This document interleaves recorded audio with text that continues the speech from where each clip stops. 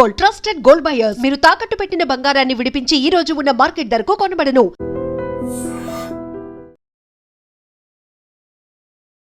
నమస్తే, welcome to I dream. నేను వలి. Micro finance పేరుతో లక్షలు వసూలు చేసి మొత్తంగా ఓవరాల్గా 200 కోట్ల రూపాయల వరకు మంగ్లీ వసూలు చేసింది. వాటిని తిరిగి ఇవ్వకుండా ఎగ్గొట్టింది. పెద్ద స్కామ్ అని చెప్పి లాయర్ సుబ్బారావు కంప్లైంట్ ఇచ్చారు. రివర్స్గా లాయర్ సుబ్బారావు మీద మంగ్లీ కూడా రివర్స్ కంప్లైంట్ ఇచ్చింది. నన్ను డీఫేమ్ చేయడానికి ప్రయత్నం చేస్తున్నాడు, హెరాస్ చేస్తా ఉన్నాడు, 10 లక్షల రూపాయల డబ్బులు కూడా డిమాండ్ చేశాడు, ఇతని మీద చర్య తీసుకోండి అని చెప్పి ఆమె కూడా కంప్లైంట్ ఇచ్చింది. ఈరోజు సిపి సజ్జనార్ గారిని కూడా కలిసి కంప్లైంట్ ఇచ్చింది అతని మీద చర్య తీసుకోవాలని. సో ఓవరాల్గా ఈ మంగ్లీ కేసు గురించి ఈ వీడియోలో మనం మాట్లాడదాం. కొన్ని సంచలన నిజాలు ప్రజలకు తెలియాల్సినటువంటి అవసరం ఉందని చెప్పి స్టూడియోకి వచ్చారు శేఖర్ భాషా గారు. మాట్లాడదాం. భాషా గారు నమస్తే అండి. భాషా గారు, అడ్వకేట్ సుబ్బారావు ఏం మాట్లాడారో మీరు విన్నారు. నిన్న మంగ్లీ ఆ స్టేషన్ దగ్గరకు వచ్చి ఏం మాట్లాడారో మీరు విన్నారు. ఏం చెప్తారు మీరు? సో నేను కొన్నాళ్ళు వేరే పరిస్థితుల దృష్ట్యా వీటికి దూరంగా ఉన్నాను నా బిజీ షెడ్యూల్లో. బట్ నిన్న వరుసపెట్టి ఫోన్లు వస్తుంటే అసలు ఏం జరిగిందని చెప్పి చూసినప్పుడు ఎవరు సుబ్బారావు అనే లాయరు చేశారంటే అసలు ఏంటి చూద్దామని పెడితే సుబ్బారావు అంటే సుబ్బు అడ్వకేట్, యాక్టివిస్ట్ కూడా. ఆయన చాలాసార్లు నేను కలిసాను ఆయన్ని, చాలా డిబేట్స్లో పాల్గొన్నా. I know him, very fire person. అంటే నాకు తెలిసినంత వరకు ఆయన ఒక మంచి కాజెస్ కోసం పోరాడే మనిషి, దాంట్లో డౌట్ లేదు. అయితే తర్వాత ఓన్లీ మీడియాలో వచ్చే న్యూస్ కాకుండా నేను గ్రౌండ్ లెవెల్లో అసలు ఏం జరిగింది అనేది, ఆ ఆఫీస్లో జరిగిన ఆ మీటింగు, ఆ పంచాయతీ అది ఏంటి అనేది కనుక్కునే ప్రయత్నం చేశాను. అక్కడ నాకు తెలిసిన వాళ్ళు కొంతమంది ఉంటారు. అక్కడ నాకు క్లియర్గా తెలిసిన సమాచారం ఏంటంటే చాలా గట్టిగా అరుపులు వినబడ్డాయి. పచ్చి బూతులు తిట్టినారు, గుద్దిచ్చి చంపించేస్తాం, యాక్సిడెంట్లో పోతావురా, నాకు ఆల్రెడీ కొన్ని మర్డర్ కేసులు ఉన్నాయి నా మీద, ఇటువంటి మాటలు వినబడ్డాయి అక్కడ. ఓకే, దీన్ని విన్న ప్రత్యక్ష సాక్షులు కొంతమంది. నాకు ఈ మాటలు అన్నది ఎవరండి? ఆ రూమ్లో పక్కన ఒక క్యాబిన్లో ఈ సెటిల్మెంట్ జరుగుతున్నప్పుడు పక్కన విన్నవాళ్ళు ఈ సుబ్బారావుని ఉద్దేశించి అన్నారు. అన్న వ్యక్తులు ఎవరో మరి తెలియదు, మాటలు అయితే ఇలా ఉన్నాయి. ఇది జరిగిన కొద్దిసేపు నేను అడిగాను, కొట్టారా సుబ్బుని అని అడిగాను. అంటే లేదు, కొట్టలేదు, చెయ్యి ఎవరు చేసుకోలేదు, కానీ చాలా గట్టిగా బెదిరించారు, డబ్బులు కూడా ఆఫర్ చేశారు. నేను విన్నది ఏంటంటే, ఐ డోంట్ నో, మీరు సబ్జెక్టు సుబ్బు గారు కరెక్షన్, ఆయన మరి బయట ఎక్కడో 20 లక్షలు అని చెప్పినట్టు విన్నాను. బట్ నేను అక్కడ విన్నది అంటే 2 కోట్ల దాకా ఆఫర్ చేశారు అన్నట్టుగా నాకు వస్తున్న సమాచారం. అంటే ఏమీ లేని దానికి అంత ఎందుకు ఆఫర్ చేస్తారు? ఇప్పుడు నీ తప్పు లేదు అనుకుంటే నేను అసలు ఎందుకు అక్కడికి వచ్చి సెటిల్మెంట్ మాట్లాడతావు నువ్వు? ఓకే, అసలు నాకు సంబంధమే లేదయ్యా అనుకున్నప్పుడు నువ్వు ఎందుకు అక్కడికి వస్తావు, ఎందుకు ఇతన్ని పిలిపిస్తావు, ఎందుకు ఇంత మాట్లాడతావు?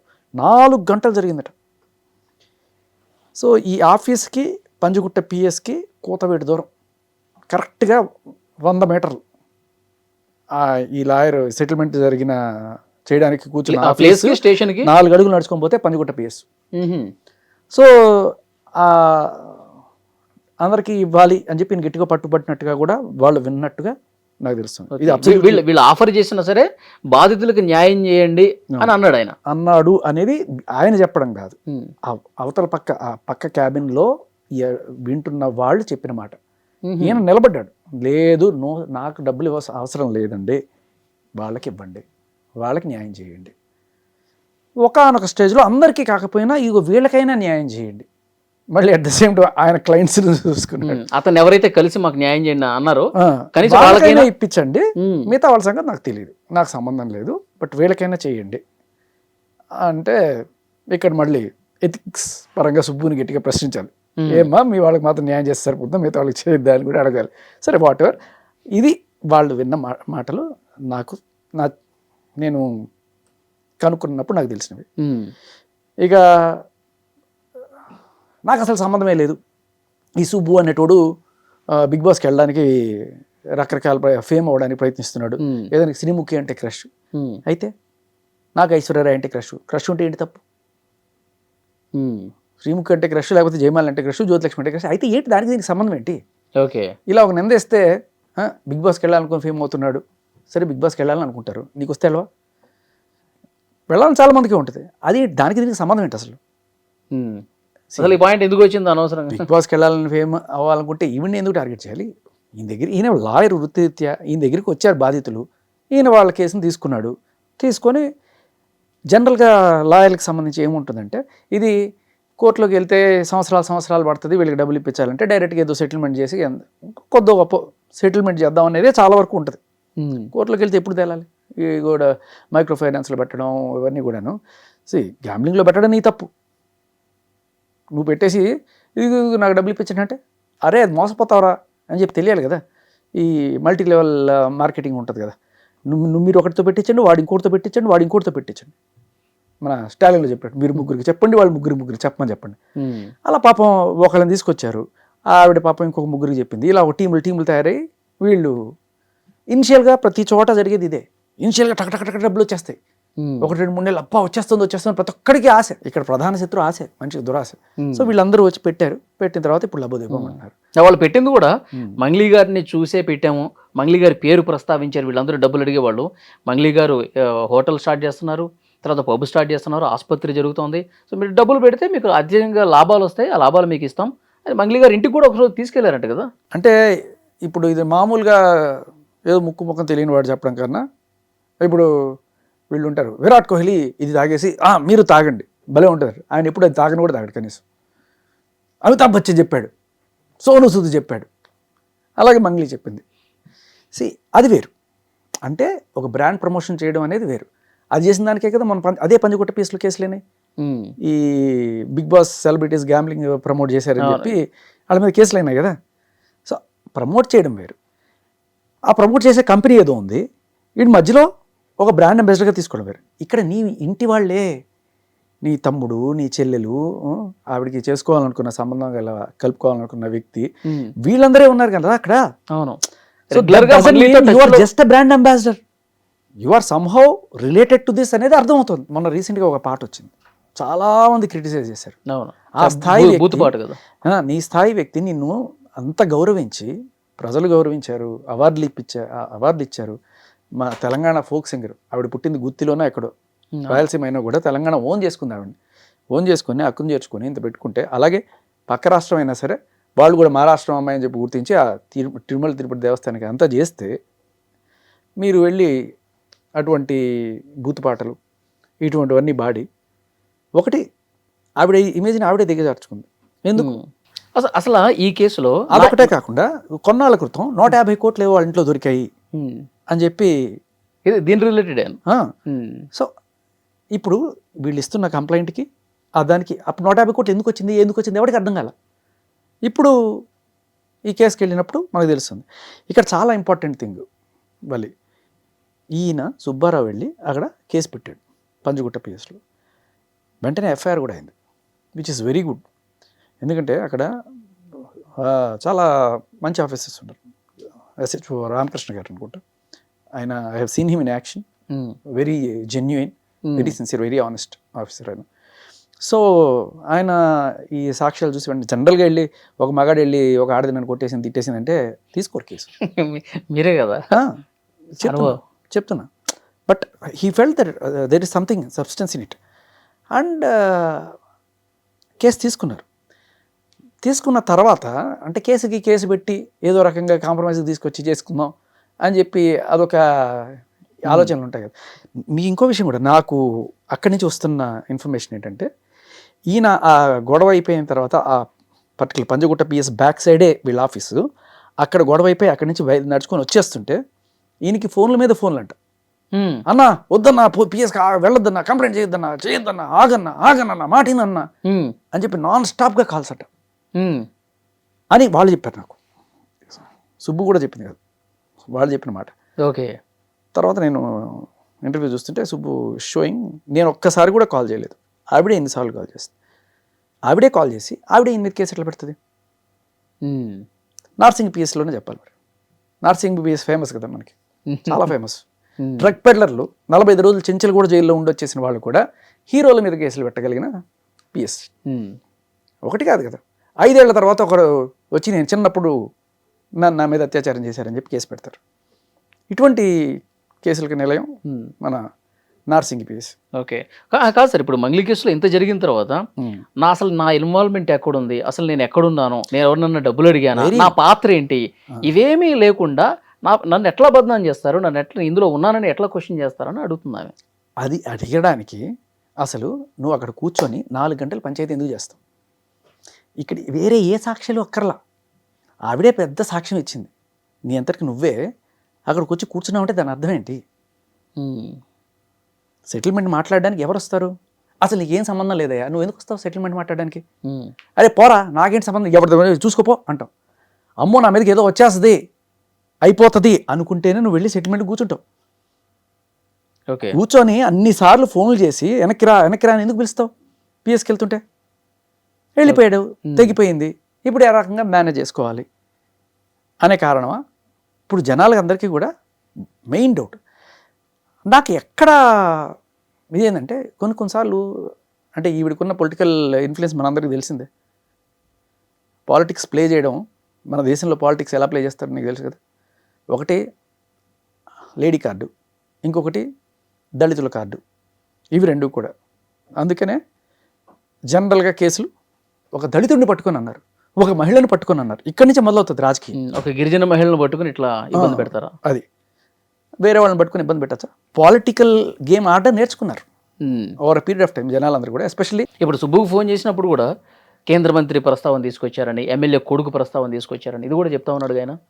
ఇంకొకటి షాకింగ్ విషయం ఏంటంటే కొన్నాళ్ళ క్రితం ఈవిడ బర్త్డే రోజున పార్టీ కోసం పోలీసులు అక్కడికి వెళ్ళి డ్రగ్స్ ఏవో వాడుతున్నారు అని చెప్పి కలకలం జరిగింది. ఆ తర్వాత కేసు ఏమైందో ఎవరికి తెలియదు. పాటలు అయితే పాడావు కదా, ఇటువంటి అసభ్యకరమైన పాటలు. ఇప్పుడేమైంది, సద్గురు లాంటి వాళ్ళు కూడా ఈసారి శివరాత్రికి పిలవలేవండి, నో ఎంట్రీ. ప్రతి సంవత్సరం కూడా ఆవిడ అక్కడ వచ్చి ఎంత గౌరవం కోల్పోయింది కదా. ఎందుకు? Just because they felt she is involved in this kind of ఆవిడ బర్త్డే రోజున డ్రగ్స్ లేకపోతే ఇది కలకలం వచ్చింది కాబట్టి.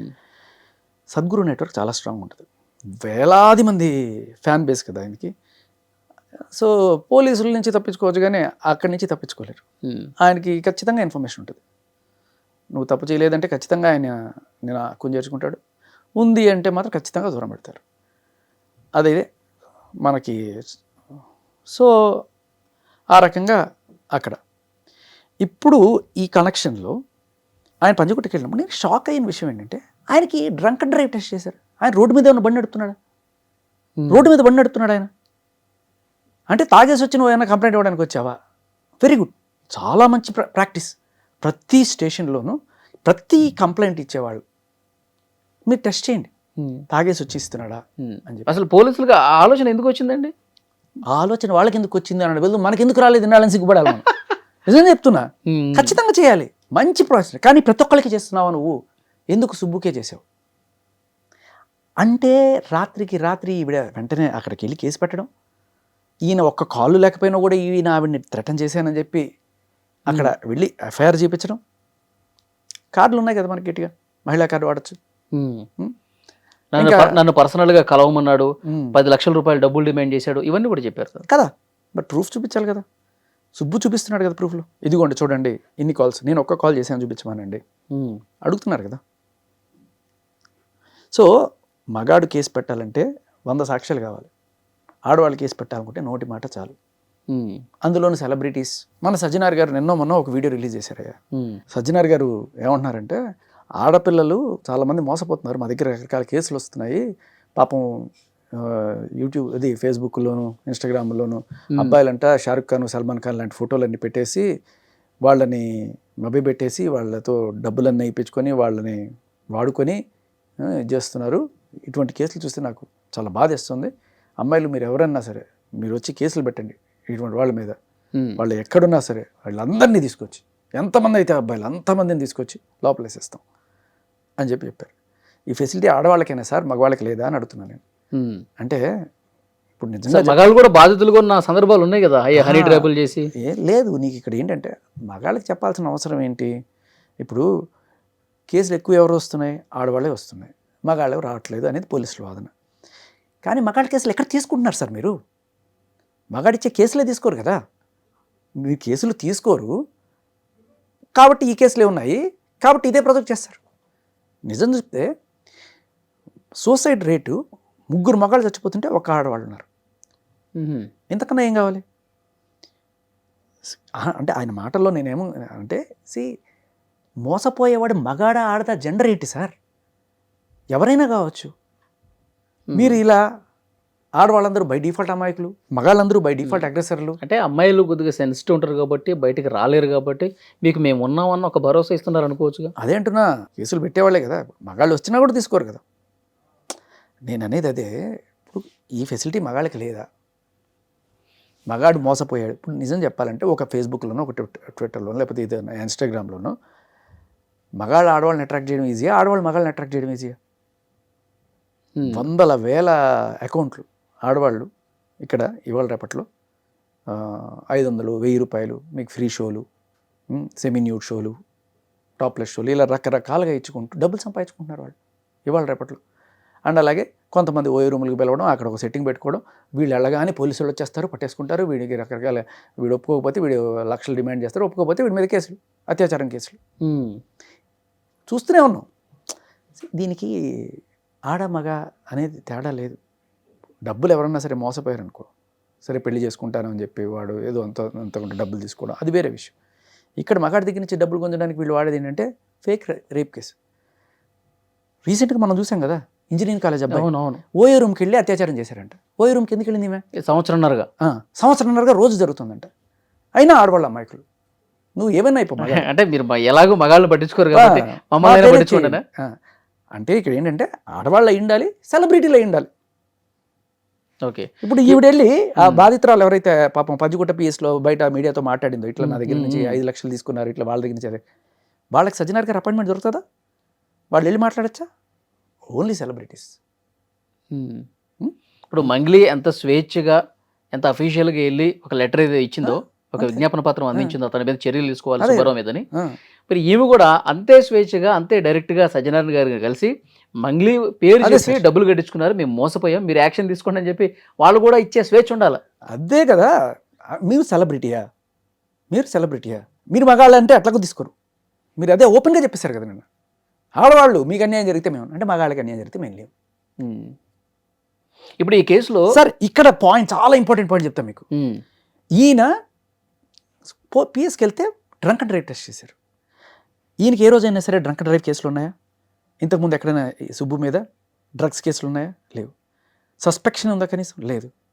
ఈవిడ బర్త్డే పార్టీలో కలకరం రేగింది డ్రగ్స్ గురించి అని చెప్పి ప్రపంచమంతా న్యూస్ వెళ్ళింది. సద్గురు లాంటి వాళ్ళే ఆవిడని రానికుండా చేసిన నేపథ్యంలో ఈవిడ నార్సింగ్ పిఎస్కి వెళ్ళినప్పుడు ఈవిడికి ఎందుకు టెస్ట్ చేయలేదు? సుబ్బారావు చేసినప్పుడు మంగ్లీకి ఎందుకు చేయలేదు? ఎందుకు చేయలేదు? అమ్మాయిని అవమానిస్తారా సార్? అదే కదా మగాడంటే బై డిఫాల్ట్ అని కొట్టుకో, వాడు న్యాయవాదైనా ఏమైనా సరే అంతే. ఆయన ఓపెన్గా చెప్పారు కదా, ఆడవాళ్ళకి మేము ఉన్నాం, మగాళ్ళు మీరేమైనా అయిపోండి. ఇప్పుడు ఈ కేసులో ఏం జరగబోతుంది సార్? అదే అంటున్నా, నాకు బయటపడే అవకాశం ఉందా? నాకు ఎందుకంటే ఐ పర్సనల్లీ నేను ఎందుకంటే పంజగుట్ట పిఎస్లో ఎస్హెచ్ఓ రామకృష్ణ గారు నేను పర్సనల్గా కలిసా. లిటరల్లీ ఒక పేట్రియాట్ని చూసాను ఆయనలో, నిజంగా ఒక దేశభక్తి. ఆయన ఏదైనా కొనాలన్నా కూడా మేక్ ఇన్ ఇండియా అని కొంటున్నాడు ఆయన. ఉన్న కాసేపట్లో నేను గమనించిన మనిషి, ఆ వ్యక్తిత్వం అంత సిన్సియర్ ఆయన. అటువంటి పిఎస్ పరిధిలో ఇంత ఇది ఎలా జరిగిందనే నాకు ఆశ్చర్యం వేసింది. అంటే సుబ్బు లాంటి లాయర్ వచ్చి పెడితే ఆయన లోపల రానివ్వకపోవడం, ఆయన కొంచెం తక్కువ చేయడం, డ్రంక్ అండ్ డ్రైవ్ టెస్ట్ చేయడం ఏంటండి? డ్రంక్ అండ్ టెస్ట్ చేయడం అంటే చాలా మందిలో ఒక అనుమానం ఉంది, ఏమన్నా కొంతమంది ఏమన్నా మంగ్లీకి అనుకూలంగా వ్యవహరిస్తున్నటువంటి అనే సంకేతమే వెళ్తుంది కదా. ఇప్పుడు పోలీస్ స్టేషన్లో న్యాయం చేయడమే కాదు, న్యాయం చేస్తున్నట్టు ప్రజలకి తెలియడం కూడా చాలా ఇంపార్టెంట్. ఇది న్యాయం చెప్తుంది, చట్టం చెప్తుంది. మీరు న్యాయం చేయడమే కాదు, న్యాయం చేస్తున్నామని ప్రజలకు తెలియాలి. ఎప్పుడైతే ఇటువంటిది జరుగుతుందో ఇక్కడ అందరికీ డౌట్ వస్తుంది. ఒక డౌట్ రేకెత్తిచ్చే విధంగా ఉండింది ఆ డ్రంక్ అండ్ డ్రైవ్. ఏదైనా డ్రంక్ అండ్ డ్రైవ్ కూడా కాదు కదా, సడన్గా అది ఎక్కడి నుంచి వచ్చింది? ఉన్న పళంగా రీడింగ్ కూడా తెలియదంట కదా, 25 పాయింట్స్ ఎంతో వచ్చినాయి. ఎంతో నేను వచ్చే ముందే కాఫీ తాగొచ్చాను, వీళ్ళు పెట్టి చూశారు. అదే పాయింట్ ఏంటంటే, మొన్న లావణి దొరికింది, డ్రగ్స్ టెస్ట్ చేశారా? చేయరు. 45 రోజులు చెంచల్గూడలో జరిగింది. ఈ రోజు దాకా ఈ 12 కేసుల్లో ఆవిడ వెళ్ళి పోలీస్ స్టేషన్లో కేసులు పెట్టడానికి వెళ్ళినప్పుడైనా సరే కనీసం ఈవిడ డ్రగ్స్ మత్తులో పెడుతుందా, నిజంగా పెడుతుందా అని చెప్పి టెస్ట్ చేశారా? నన్ను దాడి చేయడానికి వచ్చిన రోజు ఫుల్గా మందు కొట్టి డ్రగ్స్ చేసుకొని వచ్చి ఎంత పచ్చి బూతులు మాట్లాడుతూ రోడ్డులో అర్ధరాత్రి 11:30కి అటాక్ చేసినప్పుడు కనీసం పోలీస్ స్టేషన్లో ఆవిడ తీరు చూడగానే అర్థమైపోతుంది ఫుల్గా తాగేస్తుంది. కనీసం డ్రగ్ టెస్ట్ చేశారా? అంత పేరు మోసిన ఆవిడ కదా, 45 రోజులు చెంచల్ కూడా జైల్లో పెట్టారు కదా. ఈవిడకి మంగళి ఏమి, ఆవిడ కూడా ఒక కేసు అంటుకుంది కదా బర్త్డే రోజున. మరి సుబ్బుకి ఎందుకు చేశారు, ఈవిడికి ఎందుకు చేయరు? బేసికల్లీ ఏంటంటే ఇక్కడ మీరు అన్నట్టు ఆడవాళ్ళు సార్, మీరు ఏమైనా చేసుకోండి, మందు కొట్టండి, డ్రగ్స్ చేయండి, మేము మిమ్మల్ని ఏం క్వశ్చన్ చేయం, మిమ్మల్ని ఏం అడగం. మీరు కంప్లైంట్లు ఇస్తే మేము పెట్టేస్తాం, అంతేనా? అంతే కదా. ఏ సాక్ష్యం ఉందని ఈయన మీద పెట్టారు కేసు? ఏ సాక్ష్యం చూపించారు ఈ రోజు దాకా? ఆవిడ చెప్పిన 2 ముక్కలు, శ్రీముఖి అంటే క్రష్, బిగ్ బాస్కి వెళ్ళాలనుకుంటారు. ఇవే సాక్ష్యాలు.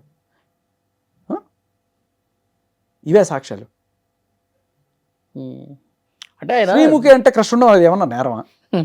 బిగ్ బాస్కి వెళ్దాం అనుకుంటున్నాడు, అది నేరమా? నాకు చాలా సార్లు ఫోన్లు చేసి శ్రీముఖి గురించి అడుగుతా ఉండేవాడు.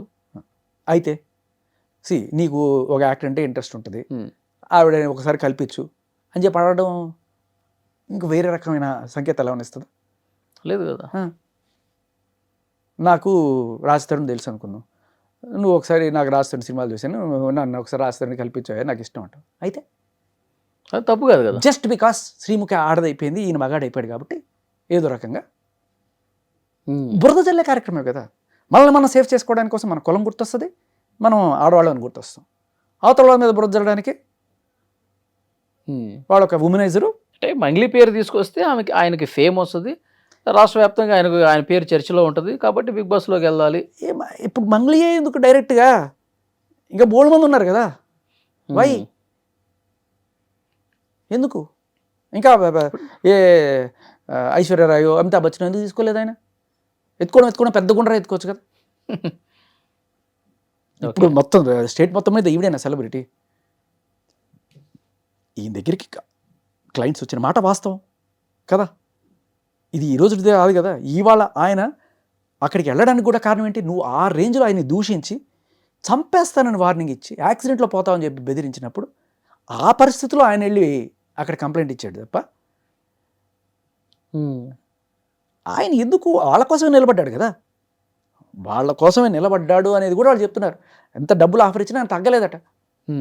ఆయన మాటలు కాదు, ఆయన ఏముంది, ఆయన చెప్పడం పెద్ద విషయం కాదు, పక్కన ఉన్నవాళ్ళు చెప్పిన మాట నేను చెప్తున్నాను మీకు. ఓకే, మరి పోలీసులు కూడా ఇన్వెస్టిగేషన్లో ప్రూఫ్స్ అడుగుతారు కదండి. సార్ ఒక మాట, ఇన్వెస్టిగేషన్ అంటే ఏంటి? పోలీసులు కనుక్కోవాలి అంతేగా. బేసిక్ ప్రైమ్ ఆఫేసి ఇస్తాం మనం. 10 కాల్స్ ఆవిడ చేసిందని చూపించారు ఆయన. ఎందుకు చేస్తుంది 10 కాల్స్? ఆవిడకి ఏంటి సంబంధం? చేసింది, మెసేజ్లు చూపించాడు. ఇన్ని ఉన్నప్పుడు పోలీసులకి ఇది చాలు. పోలీసులు ఏం చేయాలి? ఇప్పుడు ఇన్వెస్టిగేట్ చేసి దీంట్లో నిజాలు ఎంత ఉన్నాయి అని కనుక్కోవాలి, సాక్ష్యాలు వాళ్ళు తీసుకురావాలి, అది వాళ్ళ పని. బేసిక్ నువ్వు ఇస్తావు, ఖచ్చితంగా చేయగలరు. మన పంజగుట్ట పిఎస్, నేను అదే చెప్తున్నాను కదా, మంచి ఎఫిషియెంట్ ఆఫీసర్స్ ఉన్నారు అక్కడ, చాలా మంచి ఎఫిషియెంట్ ఆఫీసర్స్ ఉన్నారు. బట్ ఇప్పటికీ నాకు అర్థం కాని విషయం ఏంటంటే ఆ డ్రంక్ అండ్ డ్రైవ్ టెస్ట్ మరి ఎవరన్నా చెప్పారా, లేకపోతే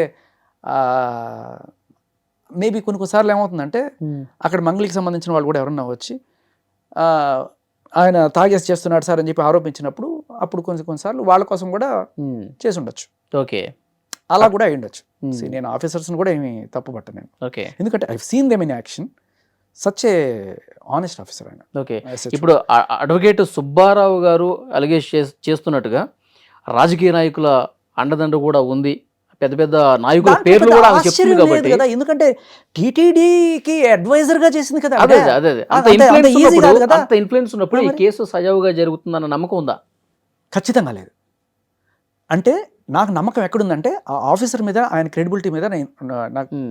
పైనుంచి ఫోన్ కాల్స్ అది నా భయం. ఎందుకంటే పైనుంచి ఈవిడ వెళ్ళింది కదా, సజ్జనార్ గారు అంటే ఆడవాళ్ళకి మేము ఉన్నామమ్మా, ఏం చేసినా పర్లేదా? ఆడవాళ్ళు ఇబ్బందులు పడుతున్న ఆడవాళ్ళు, సమస్యలు ఎదుర్కొంటున్నటువంటి ఆడవాళ్ళు, మగాళ్ళ వల్ల వాళ్ళు ఏమి చేయలేని నిస్సహాయ స్థితిలో ఉన్న వాళ్ళకి రక్షణ కల్పిస్తాం ఆ యాంగిల్లో చెప్పుండొచ్చు సజ్జనర్ గారు.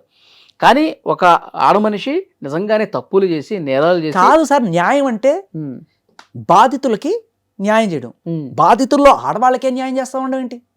యాజ్ అ పోలీస్ నేను అడుగుతున్నా, పోలీస్ అనేవాళ్ళు ఎవరైనా బాధితులకు న్యాయం చేయాలి, మేము ఆడ బాధితులకే న్యాయం చేస్తాం అంటే ఏంటి దాని అర్థం? బై డిఫాల్ట్ మేము ఆడవాళ్ళనే బాధితులుగా చూస్తాం ఉమ్. అనేదే కదా. కాదు, ఇప్పుడు మంగ్లీ గారు ఒకవేళ తప్పు చేశారు అనుకుందాం, ఆ. ఫర్ ఎగ్జాంపుల్ అనుకుందాం, ఆ. అప్పుడు సజ్జనర్ గారు తప్పు చేసినా వదిలేస్తారనా మీ మీ ఉద్దేశం? ఆహా, అంటే మనం ఎక్కువగా గారాబం చేస్తే జరిగే ఎఫెక్ట్లు ఉంటాయి కదా. ఆయన ఇటువంటి స్టేట్మెంట్ ఇస్తే ఆయన ఉన్నారు కదా, మనం ఆడవాళ్ళకి ఆయన ఇప్పుడు అతని మీద చర్య తీసుకోండి సార్ అని కలిసినంత మాత్రాన ఒకవేళ తప్పు ఈ మీదని తేలిన విచారణలో మంగ్లీదే తప్పు అని తేలినా లైట్ తీసుకుంటారా అంటున్నా సజ్జనర్ గారు. విచారణ జరగాలి కదా అంటున్నా నేను.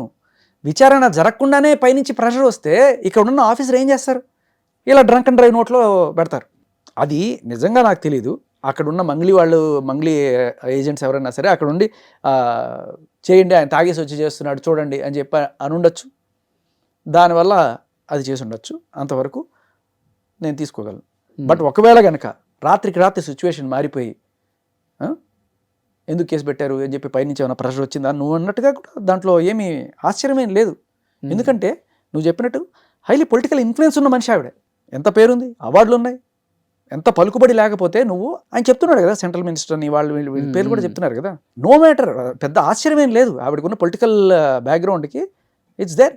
కానీ మనం ఇక్కడ అప్రిషియేట్ చేయాల్సింది, ఇంత పెద్ద భయపెట్టినా ఇంత పెద్ద పేర్లు చెప్పినా ఈ మనిషి నిలబడ్డాడు కదా.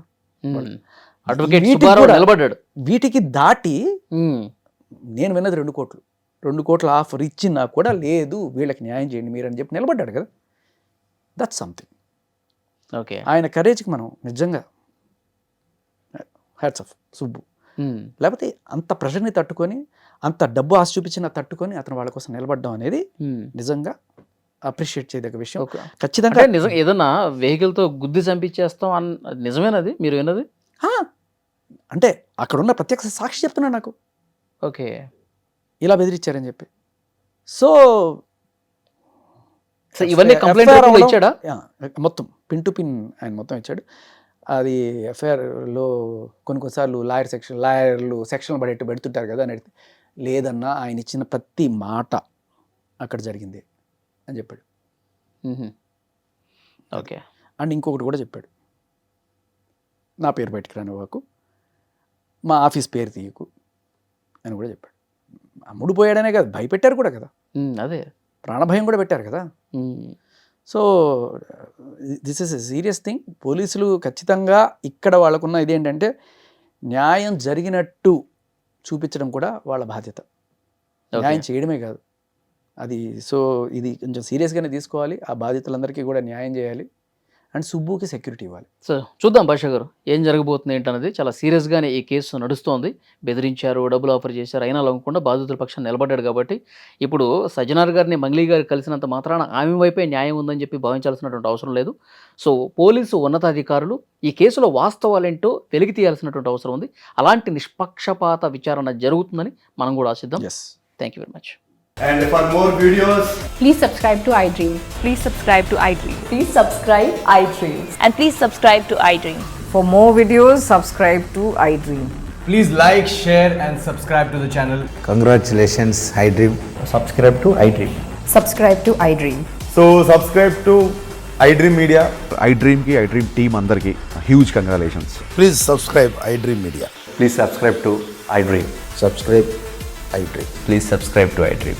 iDream అంటే నా కళల ఛానల్ను సబ్స్క్రైబ్ చేసుకున్న నోరు తిరుగుతలేదు, మీరైతే గంట గుర్తు కొట్టండి. For more such videos, please subscribe to iDream.